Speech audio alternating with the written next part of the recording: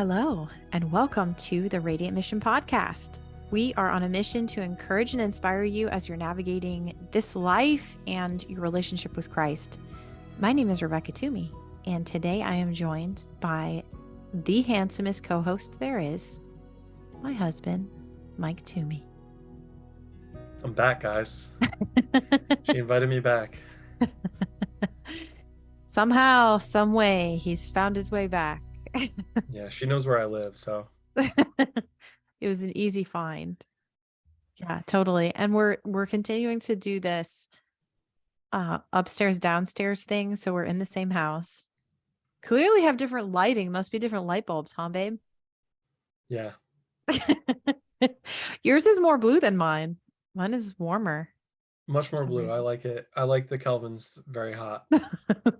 So this is a joke, this Kelvin joke of a time that Mike bought new light bulbs for one of our chandeliers. And we have two chandeliers in our entryway that are identical. And it's really high. So he had to use a ladder and like another step ladder. What is that thing called? I used a bench and a ladder A bench. to actually get there because it's the chandelier that's in our stairway. And so it's really difficult to get to. And Yeah. I thought that I got the perfect light bulbs, but they were the wrong Kelvin. They were everything was correct except the color.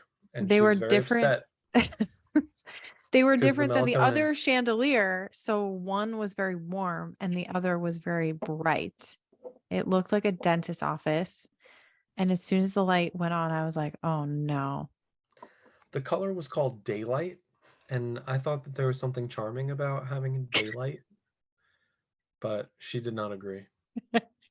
Yeah, try to talk everybody into it with it. It's charming, called daylight. It's very charming, yes, darling. Well, we have a really funny reel about this on Instagram, so definitely go back in Instagram and look for it because it was hilarious. Mike did a reenactment of my reaction to these light bulbs. Anyway, that's all I can do. You know, I will link it in the show notes. I'll link you to this reel because everybody was cracking up and it was just a fun time. But just another example of the fun of being married, right? Married life. Absolutely. Hashtag married life, which Yes. is what brings Mike here today. We are continuing to talk about marriage and we're in this relationship on relationships and marriage. And today is a very exciting topic, the crazy cycle. And what is the crazy cycle? I know. So this is what's really interesting is you have not read this book yet, but I've read it twice. And it is, and by twice, I mean, I started it once and then I started it over again. It is called, I'm holding it up for those watching on YouTube, Love and Respect. The love she most desires, the respect he desperately needs. And it was written by Dr. Emerson Eggerichs, which I will just refer to him as Dr. Emerson throughout this because his last name is a mouthful. And I don't think he would mind. I think he goes by Emerson in the book anyway. So it was developed, the crazy cycle is a theory that was developed by Dr. Emerson. And when he kind of was trying to figure things out when it came to relationships and why men and women constantly find one another or find themselves in the same scenario over and over again. So instead of trying to explain it, I'm just going to summarize his theory from a short piece from one of his blog articles that he wrote. So he says this: as I have shared in my book, Love and Respect, my wife, Sarah, and I learned that we speak different languages. While we had a good marriage, we still struggled with irritation, anger, and plenty of hurt feelings. Often we just couldn't communicate, but we didn't know why. A lot of the time it seemed that indeed we were speaking different languages, but we had no idea what to do about it. It was frustrating and embarrassing. After all, I was a pastor and should have had the answer to something like this. Fortunately, I found the answer, or more correctly, God revealed it to me in a single passage of scripture, Ephesians 5:33, which says, each one of you also must love his wife as he loves himself, and the wife must respect her husband. As I pondered God's clear command, not suggestion, in this verse, I uncovered what I came to call the love and respect connection. I'm commanded to love Sarah because she needs love. In fact, she speaks love. Love is the language she understands. But when I speak to her in unloving ways, her tendency is to react with disrespectful words. Sarah is commanded to respect me because I need respect. In fact, I speak respect. Respect is the language I understand. But when she speaks to me in disrespectful ways, my tendency is to react with unloving words. Round and round we would go in a crazy cycle, each saying things that were the exact opposite of what we needed. The crazy cycle is summed up this way. He reacts without love, she reacts without respect. Or she reacts without respect, he reacts without love. And that's the crazy cycle. So without love, she reacts without respect. Without respect, he reacts without love. Can you feel the crazy cycle? So that's pretty interesting, right? Anything pop out at you? I think it's super interesting, and I want to relate it back to what we talked about last week, the filling the love tank. These are the love languages that fill each other's love tank. And so maybe it's not the 5 love languages. It's really more general than that. It's that men need respect and women need love. And when we're not filling that love tank, then the other is not able to express love the way that they need to. And then it turns into this crazy cycle where it kind of just devolves, because one is not getting what they need. And so they don't give what the other needs. And it just goes downhill from there. Yeah, I would almost argue that I think it could explain why a lot of men are words of affirmation. Because if you think about it, words of affirmation is positive speak. And if a woman is speaking negatively, that could be disrespectful, seen as the same as being disrespectful, speaking disrespectfully. And then the man doesn't feel respected. And so he acts unloving. So I kind of see a correlation to words of affirmation in that sense. Absolutely. I agree. Well, it's an interesting theory. He has this other thing in the book that he calls pink glasses and blue glasses, because it's an easy analogy for men and women, that women see the world. Like if you think about a pair of glasses, imagine that the lenses were pink. And so when she looks around at the world, everything is pink tinted. And that a man has blue lenses. And when he looks around at the world, everything is blue tinted. So it's like we're looking at the world in a totally different perspective. Like we're not even seeing in the same color, essentially. I couldn't agree with that more. Just knowing you for as long as I've known you and being married to you, I know that you perceive the world very differently from me. And there's many things that I would never even notice that you pick up on, and things that you find significance in that I would never even realize. And, men and women are just wired different, and that's the way God designed it. Yeah, definitely. So that's an interesting part of it too. And I think that a few more interesting things that I'd like to point out from the book and how the crazy cycle works, Emerson addresses that what men fear the most can actually be what keeps the crazy cycle spinning, which is very interesting. So he says that when she fears being a doormat, the husband says he's tired of hearing her say, "You just don't get it." You just don't understand. You just don't get it. Or when she's worried about being a hypocrite, him being a hypocrite, he'll complain, "I get no respect. She doesn't Mhm. respect me." Or when she thinks that she can't forgive him, he'll say things like, nobody can love that woman. It's too Ooh, hard. that's harsh. Super harsh. Super harsh. I think another one to add to this list, and that he does mention in the book, is I can't do anything right. That's something that I hear. I think I've heard every man on the universe say that about his wife, is whenever the wife says something that is probably could be disrespectful or belittling, or like, oh, why'd you do it like that? Or why'd you buy those light bulbs? Then the husband says, I can never do anything right. Yeah, I definitely identify with that. Sometimes it feels like that, but again, like that kind of goes back to the fact that you're just so much more particular than I am. We You just know, are I speaking a expect different things. language. Yeah. Yeah, there's a In different that attention to sense. detail though between us. You know, like you're very particular and you have in your mind, you have a certain way that you expect things to be and you have a vision for certain things. And for me, it's like my vision is done and however it gets done, like that's good enough for me. Like I'm very good at good enough. And for you, it has to be really right.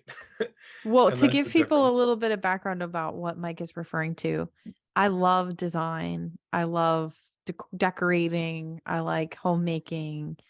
And that's always been something that's inside of me. Like I used to stay up late when I was a little kid. My mom would find me up, in the middle of the night because I was reorganizing closets. I just like that kind of stuff. And so to me, the color of the light bulb, I'm going to notice it. It's going to bother me that they're not the same. Or, when I purchase things, we just got done doing a big girl bed for our daughter, for example. And the headboard that I liked, I noticed that there was a gap between the bottom of the headboard and the mattress on like every single person's picture that was posted on these sites where you could buy this headboard. Multiple sites I was looking at. And I wanted to troubleshoot how to make sure that didn't happen to me. And so I read every single question and answer because I wanted to make sure that I got a box spring and a mattress that were a thickness enough for that not to happen. And then guess what happened? It still happened anyway. And at the end of the day, I'm not going to go through the drama of trying to get that extra 2 inches. But that's what Mike means when he says in particular, because those are the kinds of things that I notice. Yeah, I would never notice that. I also Yeah. don't like to take on projects, and you'll take on new projects every day, anytime. You love taking on new projects and starting things around the house. And I'm very happy with our house. I like it just the way it is. And if it was up to me, I would just keep everything the same.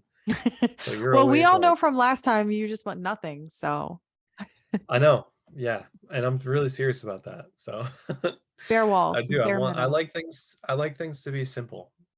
I like simple, clean, uncluttered, and modern minimalist. Well, this is something that we're actually going to talk about in a little bit, is how men and women are different, and that we complement each other in that way. Because just the same way that you don't want anything to have to do any projects is kind of a woman's touch when it comes to children, that we understand like our daughter is getting bigger and bigger and bigger, as she would say, and she needs to be in a big girl bed now. And so we have to transition from toddler bed to big girl bed. And that means moving things around and changing the way that the furniture is configured and cleaning things out. And these are things that I'm just used to doing every, couple of months, because as kids get bigger, you're sizing out their clothes again, putting them in space bags if you save them like I do, that kind of stuff. And that's just not something that I think a lot of husbands, not to say that some don't do that kind of stuff, some might be the opposite for some relationships. But in our relationship, You're not that guy. I'm that guy. Yeah, I would pretty much have her in her big girl bed because we did transition her to a big girl bed when she turned 3, which is only a couple of months ago, and You she's mean a already toddler bed? been transitioned up. Yeah, toddler Well, a bed. toddler bed isn't a big girl bed. It's just a toddler All bed. right, well, she got a toddler bed 3 months ago and She has didn't already get a been toddler promoted to a bed. It queen was her size crib mattress. it was her crib converted into a toddler bed, to be Okay, so clear. she got a toddler bed. Is that It's true the or false? same bed. Well, it It's was the the same same bed, bed. but we took a rail off and it's a toddler bed, right? Yes. So Yes. she was in that for about 3 months, Uh-huh. and now she's already been promoted to a queen size bed. Yep. I This is more was for me than anything else. Yeah, I was about probably 29 before I ever had a mattress bigger than a full. So that was something. And then it's also pretty funny because I think if it was up to me, it would probably be the toddler bed until her feet were like hanging out off of the bed. Like that's what seems appropriate to me. But Yeah. Yeah, I don't know about that. Your parents had you in a regular twin bed when you moved into toddler, by the way. You never had a well, crib toddler bed. actually, I got a woo-woo bed. Oh, what? I got a woo-woo bed. The What do you woo-woo mean? bed What is was that? when I got out of the crib, I got a fire truck bed. And then I was Oh, promoted to a race car bed. okay. Yeah. Okay. And then I was promoted to a full-size bed that I slept in until Wait a second. Was 27. the woo woo bed a toddler size? The woo bed was tiny. Yeah, it was just enough So for a little you child. had a crib and then a toddler bed and then a twin bed and then a full bed. Look at all those beds your parents went through for you. Yeah, but we just went straight from a crib to a toddler bed to a queen size mattress. Yeah. I mean, you got to do what you got to do. The Yeah. size difference between a full and a queen, it just made sense to go for the queen. Go queen. Come on, man. Oh, of course. It's coming from the queen. Exactly. She said that today too when I said, "You're a big girl bed." And she's like climbing on it. She's like, "I'm a queen." Because she knows I've said it's a Got that queen right. bed. She's really the princess though, because mommy's the queen. That's right. That's right. But I made the joke that I got the queen bed for me. And in some senses, I did because she likes for me to lay in there with her, but I get or to be in there with her while she's laying in the toddler bed, wide awake with her eyes pinned open, not going to sleep. And I've tried all these techniques. But if I lay down on the floor, she'll literally get out of the toddler bed and lay on the floor. I'm Yep. like, this is not going to work, girlfriend. So now this is just going to make it easier if I can lay with her in her bed. She does wake up in the night sometimes and come in our room, but she likes to go back into her bed. So she says, I want to go back in my room. Anyway, this is a I will say it's a sidetrack. very comfortable bed. At least it's comfortable. So we'll I see will who fall asleep likes. in it tonight. You're As gonna go you sleep in there. as you sang us lullabies, I was dozing off myself. Yeah, I was singing to her to sleep and I was actually thinking that I wonder if you were going to fall asleep and even wake up. I was close, I'll tell you. I was really close. You sing a wonderful lullaby, honey. Well, thank you. Thank you. It's practice, you got to practice lulling the little ones to sleep. Mhm. Well, let's get back to love and respect. One of the things that I really found that would probably be helpful to a lot of people is how Emerson addresses so many different examples and scenarios from couples in the book. I think sometimes that it helps to find ourselves in other people's stories. It helps you to relate, to know that other people have problems too, or the same problems that maybe you or we might have. And honestly, that's one of the reasons why you and I are doing this series as a husband and wife right now, because we hope that you as a listener are going to find encouragement in the fact that we're two imperfect people that are trying to figure it all out. And I'll throw out there, Mike and I have had a little bit of bickering going on the last couple of days over nothing in significance, but to the point where we said, do we even want to record? Do we even want to That's record? You said that. I said that. I said, do we even want to record like this? Because we've been bickering. But then it's like, I said this it'd is be a the good whole idea point. because it'd be raw. Yeah, you said, you said, well, maybe people will get some dirt on us. Yeah, be nice and raw and unedited. Get the gossip. But the truth is, we're just regular people. And if we waited until everything was perfect to record, that's not really a realistic example to other couples. Oh, we're only going to talk when we're in tip-top shape. Although we're fine today. Today's a Yeah, new that's like day. the Facebook life, if you're Yeah. only showing your best life on Facebook or Instagram or whatever the kids are using nowadays, MySpace. Yeah, But MySpace, that's what they're we gotta using. be real. Yeah, we gotta be real. Yeah. It's true. We do have to be real. So, we hope you guys find encouragement in the fact that we're real and raw. And, maybe we'll tell you our dirt sometime. No, it's really nothing of significance. The light bulb story was, that was Oh, like a we got real some thing. dirt. We got some Yeah. dirt. There's not You enough time on this podcast to go through our dirt. That's true. There's a lot of dirt. It's true. So There's plenty of dirt. so how can a husband get out of the crazy cycle?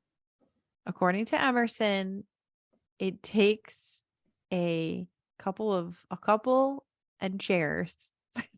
It takes a couple and chairs to get out of the crazy cycle. Does that make any sense? No, but it's because they're acronyms. Haha, you get it? Couple is the first one. So couple spells life. Couple spells love to your wife. So here's what that means. The C stands for closeness. She wants you to be close. The O is for openness. She wants you to open up to her. U is for understanding. Don't try to fix her. Just listen. P is for peacemaking. She wants you to say, I'm sorry. L is for loyalty. She needs to know that you're committed. And E is for esteem. She wants you to honor and cherish her. So that is couple: closeness, openness, understanding, peacemaking, loyalty, and esteem. Those are awesome. And I'll say, like, my first reaction to that is it's really interesting that those are the things that the woman needs because those are the things that I find most difficult probably to give. And so it really makes That's sense probably that why those are the they're. languages. Yeah, that's really interesting. Like those are the languages that the woman wants and speaks, but they're not the ones that come the easiest and most natural, at least to me. Yeah, And that's why men and women are in the crazy cycle, honey. like the hardest one I would say is openness. Like I tend to not be so open. I kind of just, when you're a man, you kind of just deal with life and whatever life throws at you, you kind of, that's just what it is. And you don't really talk about it. You just kind of handle it. Um, but I can tell that, these are things that you want to know about. Like you get very upset. That's one of the things that we would have fights about is if you're feeling like I'm not open or sharing things with you enough, like that causes issues. And so that one was really interesting. And understanding, don't try to fix her. Like as a man, I think I'm very focused on, okay, there's a problem, let's solve it. Like everything has a solution, A and B. Um, but sometimes you just want to vent, and that's Yeah. how you are. And Yep. sometimes you just got to get things out. And I don't understand that because to me, if you're coming to me with a problem, I just want to solve it. It's just like, okay, you have a problem. What are we going to do about it? I And think it's that just, this could make sense why a lot of women have, well, most women have girlfriends, but I think that it's a trap that a lot of women can get into, that they share all things, open things with their friends, because friends are there to listen to them vent, and they'll, respond, and they'll go through all that. And it can create problems, I think, within relationships, within marriages, because when you have friendships that replace your husband, it takes away from that closeness that you're actually able to have. And that's part of the reason why we want that openness from you, is because we want to have that with you. We want to be best friends. We want to have that banter and the back and forth and all that kind of stuff. But I didn't mean to interrupt you. I just wanted to jump in there to say that because it made me think about how we vent to our girlfriends. And we really do want to have that level of closeness with you too. Yeah, I think you're right. And this is one of the things that I'd say was a particular strength that we had in our relationship, is that we were truly each other's best friend and number one. And after all the stuff I put you through, you were never like going and digging up the dirt to all your friends and having them say, "Oh, you just got to break up with him," like I think it'd be really different. You could have a really different experience if somebody's not giving you the right advice, or if you're just kind of dealing with it on your own, you know. Mhm. Yeah, it's true. That happens a lot with a lot of couples. I think when the woman is venting to her friends and like, "Oh, you don't deserve to be treated like that. Just Hmm. break up with him." That's Yep. definitely a thing. And I think that there are some things that should remain between partners and for us to work out. And it goes back to the respect part of it too, that it's about being respectful to your spouse and, or, your partner if you're not married yet, if you're engaged or whatever. Just being respectful of them and not down talking them or trash talking them to your friends or sister. Yeah, and I'll say this is something that I've only recently learned about. uh, Like, as a Christian, you want to be an advocate for marriage. I never really learned that or really knew that until fairly recently. And I think that that's something really important, that we want to be an advocate for marriage, especially if people are married, you want Mhm. to see them thrive. You're meaning this wasn't something that you were raised with necessarily, and it's something that you've come to learn over the years as we've been together. Yeah, Yeah. exactly. Yeah, for sure. I mean, it's a different perspective, right? Like you and I were talking about a scenario recently where a couple was having some issues, and we're both like, they can solve this. Yeah, they can work through it. They can work it out. And the world would say the opposite. The world would just be like, oh, just break up, just get rid of this situation, and then that'll be easier. You could just move on. But it's not easier at the end of the day because, especially if there are children involved or whatever, Exactly. broken people will still continue to hurt people. Breaking the relationship up doesn't solve the problem or doesn't solve problems when the people are still the same. And so we have to fix ourselves and work together in order to really grow, which we're going to talk about oneness a little bit today. So I'll keep this moving. We went through couple, which is what the wife is looking for. So this is kind of Emerson's version of the five love languages. There's five love languages, and he's saying that these are the things that a woman wants. She wants to be close to you. She wants you to open up. She wants you to just listen, to say, I'm sorry, to be committed, and to honor and cherish her, which I think are all valid, to be honest with you. And then chairs, I don't know why men got the chairs, but chairs spells respect to your husband. C is for conquest, appreciate his desire to work and achieve. H is for hierarchy, appreciate his desire to protect and provide. A is for authority, appreciate his desire to serve and to lead. I is for insight, appreciate his desire to analyze and counsel. R is for relationship, appreciate his desire for shoulder to shoulder friendship. And I'm sure this is going to be a lot of people's favorite ones. S is for sexuality, appreciate his desire for sexual intimacy. The thing that's funny about this to me is the where they talk about insight, appreciate his desire to analyze and counsel is kind of the opposite of just listen and don't try to fix. That's And exactly what I was thinking and too. that's what makes it hard, right? Because what you innately feel, analyze, counsel, we're on the other end going, no, no, no, no, no. Just need to listen to me. I just want to have my feelings. Exactly. That's really interesting. I think he did a really good job of going through and finding these things, because I think they're all really relevant. And it's interesting the juxtaposition of what the man wants and what the woman wants. I think is really accurate. Do you think it's true? I do think it's true. I definitely think it's true, because there are things. So to kind of think about this from my perspective, the first three all kind of go together: conquest, hierarchy, authority.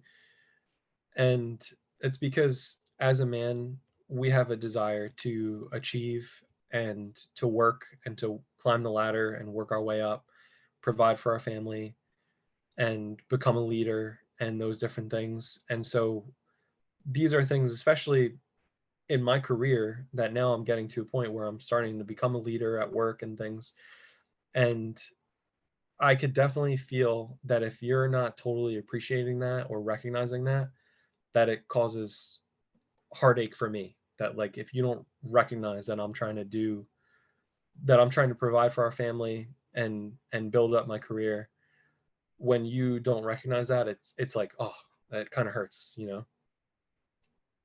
Do I not recognize that?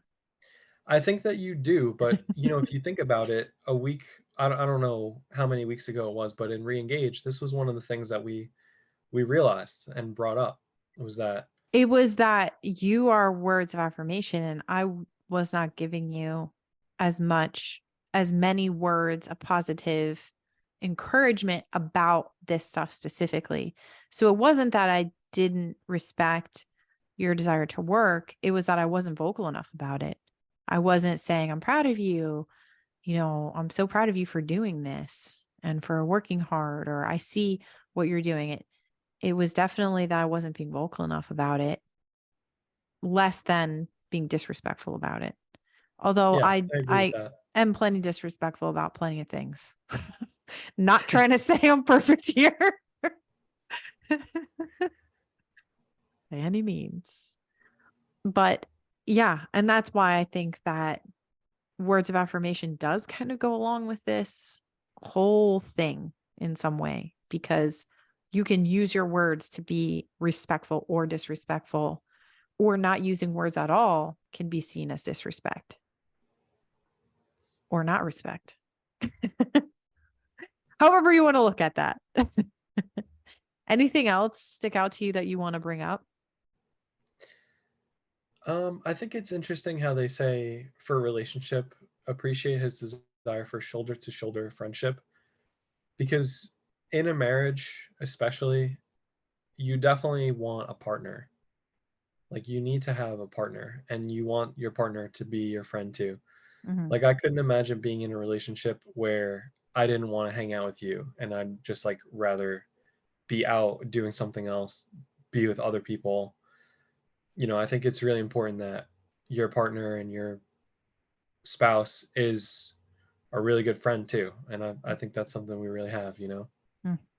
I remember when we first were dating and we would go biking, and we would go like road biking or whatever. We used to cycle. Mike and I used to cycle all the time, like on the road cycling. Although he would cycle on his mountain bike and he would still keep up. I'd be on a road bike and he'd be on a mountain bike, and he was fast, man. He has strong legs. But I remember your dad being like, that's so cool that she does that with you, that you Yeah. guys do that together. And it was kind of something you and your dad used to do together when you were a little kid. Yep. So I think he thought it was cool that you found a woman that was doing that with you, doing the same things that you like to do, but you and I like to do a lot of the same things, or we can typically talk the other person into at least trying it. Yeah, I'm glad that you brought that up, because my dad always did tell me. My dad was super active. He was a skier and a biker and did all kinds of sports and different stuff. And he got me into all that kind of stuff. And he always told me to find a woman who you can go mountain biking with and who you can go skiing with and do stuff. And I was really excited that you were that person for me, that we would go cycling and we would go skiing. And you took me out on a motorcycle track, and like, it's cool that you could hang. It's cool that you could keep up, and we have a lot of fun. Yeah, for sure. Yeah, you made me do that 50-mile bicycle ride or whatever. Oh man, so that's a Remember? really funny Was that a story. century? What was that? No, it wasn't a century. So What was we it did called? a bike race that was supposed to be like 60 or 70 miles, something like that, in And we had upstate New never York. done that many miles before this. This was going to be the No, first we had time, done right? 50, and this 50. was like 60 or 70, Okay. and we made a wrong turn, and she was like, "Oh, well, we already went this way," and I was like, "No, we didn't." Oh, And we I'm just did. like cranking on this hill, Yeah, and he she made was me so do this pissed because we terrible made hill twice, even though I knew we already did it because I noticed everything. And I noticed yeah. the same house we went by again, She was multiple like, "Hey, houses. there's a trampoline that's going to be coming up over there." I was like, "No, there's not. You don't know that." And then sure enough, there's a trampoline. So she was totally right. The 60 or 70-mile race turned into an 80-mile ride. It And was as so we were cresting the hill, she was just breaking down. This is like the middle of July. It's hot. We're tired. We're sweaty. like It's 80 been such a miles in. long day. We're 80 miles in, and she just breaks down. And I'm like, "Babe, look." And the finish line was like right there over the I did. hill. I And she totally was like, started sobbing. "Yes." She was sobbing. She was so upset. She's like, "I can't believe you brought me out here to do this." But then when I was like, "Look," and it was basically downhill to get to the finish line, and I'm pretty sure you beat me to the finish line. Like, you were just I'm so like, I'm out of done. here. I'm done Yeah. with this. Yeah, that was a lot of fun though. I'm glad we did that together. It was fun. It was fun until we were looping around and doing the same thing. And then I was worried that we were going to be stuck in that loop for the rest of my life. I will say the hardest part about doing a race like that was the breaks. I almost would rather not take a break, but you kind of have to because it's hours and hours long. And so you take a break, and there's a lot of people there that have like snacks and they have water and Gatorade and all this stuff. The problem is when you get off of your bike after you've ridden 25 miles, you don't want to get back on because then everything hurts, especially for women in the area where you sit. Sitting hurt. And then I just wanted to stand when I was cycling again. So that was what I was really struggling with at the end, was that I couldn't sit down anymore because I just physically could not sit. But we did it. We did that race, and it was because we did do all that practice beforehand. We lived in New York City back when we used to cycle a bunch, and we lived on Staten Island, and we used to cycle all around. We did the whole circumference of the island. We did the island from one side to the other. We did the whole island, then got on the ferry, went to Manhattan, and rode all the way to Central Park. We used to ride a lot. It was a lot of fun. I had a lot of fun with you, babe. Yeah, me too. And fun story here, we'll give the people some dirt. We one day when we were out cycling in the morning on a Friday morning before work, I hit a pothole and crashed my bike, and I Yeah. broke my collarbone, and I had to get it plated with a titanium plate and 12 screws. And it really bothered me after it healed. And so my orthopedic surgeon said, we can just take that out. He took it out, and we had the materials, or the metal, whatever, the titanium, the plate. And Mike is showing it, if you're watching on YouTube, that we had it made into his wedding band. So Mike wears a titanium plate that used to be in my shoulder from when I broke my clavicle when we used to cycle together. Isn't that cute? Oh. Oh, fun fact. It took a lot to find a place that would make that ring for us because titanium, fun fact, has such a high heat threshold that a regular jeweler can't melt it. And so I found these people in the Netherlands that were able to heat it. They said that they could either cut it, it would have made a thin band, or they could heat it and bend it, and it would keep all the holes from where the screw holes were. And Mike thought that was cool. So that's what we did. It's pretty heavy though. Took you a while to It's get a used cool to it. ring. It's a really cool ring. I love my ring. It's very special. It's one of a kind. It's totally unique. There's nothing else like it in the whole world. Yeah. And it came out of your body. This literally put your bones back together, and then we made it into a ring. It's very special. Surgical material is what Mike's wedding band is made out of. So, Yeah. And she's got one screw loose. yeah, I got one screw still in me. One screw that they couldn't get that was in the bones. It wasn't in the plate. So, I one would have screw thought it's loose. more than one screw loose, but Ha ha that's just the ha. crazy cycle, isn't it? Well, speaking of the crazy cycle, what is next? It takes one person to make a move, even if it's a small move, in order to stop that crazy cycle from spinning. And the question really is, what's the reward? What do we get out of this? And I say that we get oneness, which is what we're going to talk about next week. And Emerson points out, his love blesses regardless of her respect. Her respect blesses regardless of his love. So let's encourage one another, or let's encourage ourselves to focus on the circle, focus on inside the circle, because even if your spouse doesn't move immediately, it will help encourage them towards that movement. And I have a couple of verses I wanted to mention in relation to this. 1 Peter 3:6, it says, do what is right without being frightened by any fear. In John 16, verses 7-8, it says, ultimately, we must depend on the helper, the Holy Spirit, to convict us concerning sin. So it's not our job to judge or change our spouse. It's our job to focus on what's inside the circle. So I hope you guys found this helpful. Any last words that you wanted to share? Yeah, I'll just say that to get out of the crazy cycle, I think you basically have to meet each other in the middle. One has to give. It doesn't it doesn't have to be both. When one starts to give, the other will follow, usually, and should follow. Mm-hmm. It goes a really long way when we get into a fight and you come to me and you say just a simple sorry, or when you go out of your way to be nicer or more respectful or sweeter or whatever it may be. It goes a long way, and it feels really good, and it makes me want to be better. And the same thing for the man. When you get in a fight and you get into a real argument, the natural reaction sometimes is that you want to hurt the other person. You want to, you're in a fight, so you want them to hurt worse than you. And it takes a real man to step back and say, I want to protect my wife and make her happy, and not, I want to hurt her and make her feel some sort of way.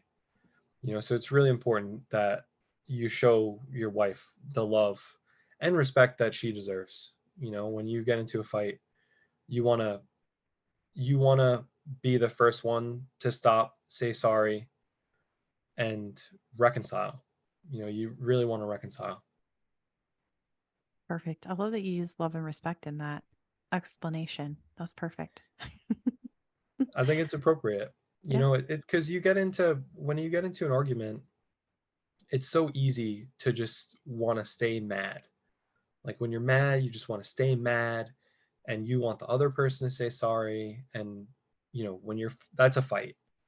But the best way and the quickest way to get out of a fight is to remember that you love this person and you want to treat them nicely and make things good. You don't want to, nobody wants to stay in a fight. Yeah. Yeah. We're on the same team. And That's right. We're going Same team. to talk about that next week. So thank you, honey, for being on this episode, talking about this. And thank you all for tuning in and for being on this journey with us. If you'd like to follow along outside the podcast, join the mission on Instagram or Facebook at The Radiant Mission, or you can also listen or watch on YouTube. Today, we're going to close with 1 Peter 3, verse 9. Don't pay back unkind words with unkind words. Instead, pay them back with kind words. We're wishing you a radiant week, and we'll see you next time. Bye.